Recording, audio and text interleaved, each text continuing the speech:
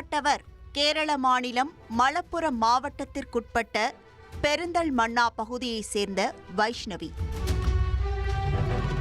25 வயதான இவரும் பாலக்காடு மாவட்டத்திற்குட்பட்ட ஸ்ரீ கிருஷ்ணபுரம் பகுதியைச் சேர்ந்த தீக்ஷித் என்ற வாலிபரும் கடந்த 4 ஆண்டுகளாக ஒருவரை ஒருவர் காதலித்துள்ளனர்.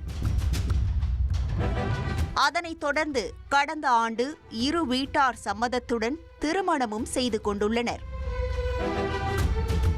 இந்த நிலையில்தான் சில தினங்களுக்கு முன்னர் வைஷ்ணவியின் தந்தையை செல்போனில் தொடர்பு கொண்ட தீக்ஷித், வைஷ்ணவி உடல்நிலை பாதிக்கப்பட்டுள்ளதால் அவரை மருத்துவமனையில் அனுமதிக்க வேண்டும், உடனடியாக வீட்டிற்கு வருமாறு அழைத்துள்ளார்.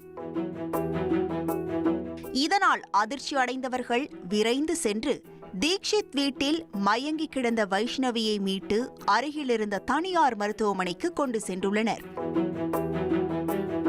அங்கு வைஷ்ணவியை பரிசோதித்த மருத்துவர்கள் அவர் ஏற்கனவே இறந்துவிட்டதாக கூறி பகீர் கிளப்பியிருக்கிறார்கள். இது தொடர்பாக மருத்துவமனை தரப்பிலிருந்து போலீசாருக்கும் தகவல் கொடுக்கப்பட்டிருக்கிறது. சந்தேக மரணம் என வழக்கு பதிவு செய்த காவல்துறையினர் இறந்தவரின் சடலத்தை உடற்கூறாய்வுக்கு அனுப்பி வைத்துவிட்டு விசாரணையை தொடர்ந்துள்ளனர். எதிர்பார்த்தது போலவே வைஷ்ணவியின் போஸ்ட்மார்ட்டம் ரிப்போர்ட் அவர் உடல்நலக் கோளாறால் இறக்கவில்லை, மூச்சு திணறல் ஏற்பட்டு உயிரிழந்திருப்பதை உறுதிப்படுத்தியது. இதையடுத்து மனைவிக்கு உடல்நிலை சரியில்லை என நாடகமாடிய தீக்ஷித்தை விசாரணை வளையத்திற்குள் கொண்டு வந்துள்ளனர்.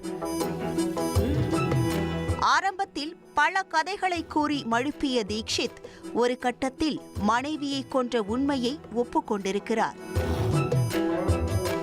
ஆம், 4 வருட காதலை திருமணம் வரை கொண்டு சென்ற இருவரும் கணவன் மனைவியான பிறகு சில காலம் மட்டுமே சந்தோஷமாக வாழ்ந்துள்ளனர். போக போக வைஷ்ணவியின் நடத்தையில் தீக்ஷித்திற்கு சந்தேகம் எழுந்திருக்கிறது. வைஷ்ணவி வேறு ஒருவருடன் தொடர்பில் இருப்பதாக நினைத்து காதல் மனைவியுடன் தினமும் தகராறில் ஈடுபட்டுள்ளார் தீக்ஷித்.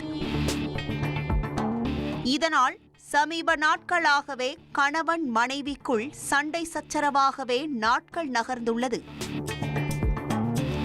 அப்படித்தான் சம்பவத்தன்றும் கணவன் மனைவி இருவரும் சண்டையிட்டுள்ளனர். அப்போது வைஷ்ணவியின் முகத்தை போர்வையால் மூடி மூச்சு திணற வைத்து கொலை செய்திருக்கிறார் தீக்ஷித்.